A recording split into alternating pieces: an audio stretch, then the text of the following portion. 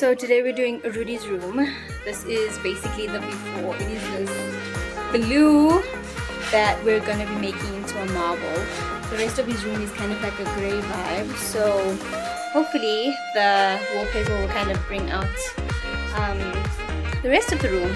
This is really nice though. It looks really nice at night, but I feel like we're gonna have a little bit more of a statement piece once that wallpaper comes in, so I'm really excited.